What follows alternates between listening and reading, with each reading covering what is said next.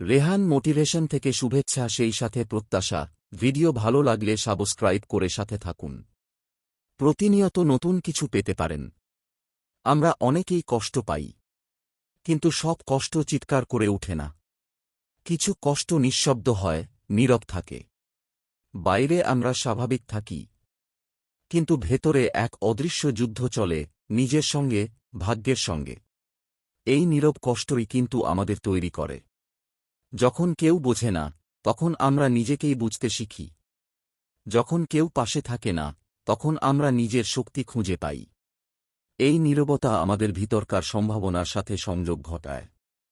একদিন এই কষ্টই আমাদের সামনে নতুন দরজা খুলে দেয়। নতুন সুযোগ, নতুন স্বপ্ন আর নতুন পথ।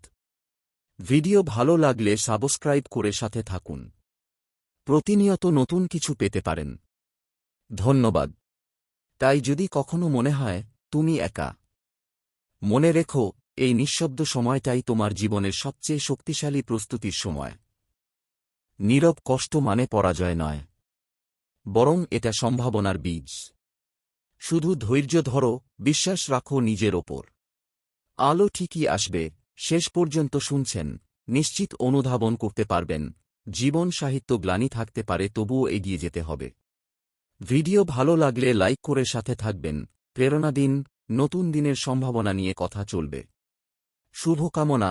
অনেক অনেক ধন্যবাদ দেখা এবং শোনার জন্য। বোনাস: চোখের পানি চেপে রাখা মানে দুর্বলতা নয়, এটা শক্তির আরেক নাম। ছোট গল্প শুনি। রোজ গাছের কথা। এক গাঁয়ের ছোট্ট মেয়ে আরি। খুব শান্ত, ভীতু স্বভাবের। কোনো কষ্ট বা ঝামেলা দেখলেই এড়িয়ে যেত। একদিন সে তার দাদুর সাথে বাগানে গেল।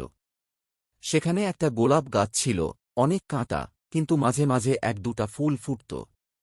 আরি বলল, দাদু, এত কাঁটার মধ্যে এই গাছ রেখে কি লাভ? কাঁটা লাগে, ফুলও কম ফোটে। দাদু হাসলেন, এই গাছটাই তো শেখায়, যন্ত্রণার ভিতরেও সৌন্দর্য জন্মায়। কাঁটার আঘাত সইতে না পারলে কখনো গোলাপ ফোটে না। জীবনও ঠিক তেমন। কষ্ট পেরিয়ে গেলে তবেই সফলতা আসে। আরি ভাবনায় পড়ে গেল।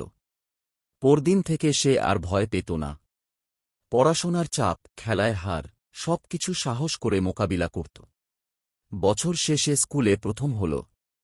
সেদিন সে দাদুর কাছে গিয়ে বলল, দাদু, আমি গোলাপ গাছটার মতো হতে পেরেছি। দাদু হেসে বললেন, আর তুই সেই ফুল, যে কাঁটার মধ্যেও ফুটেছে।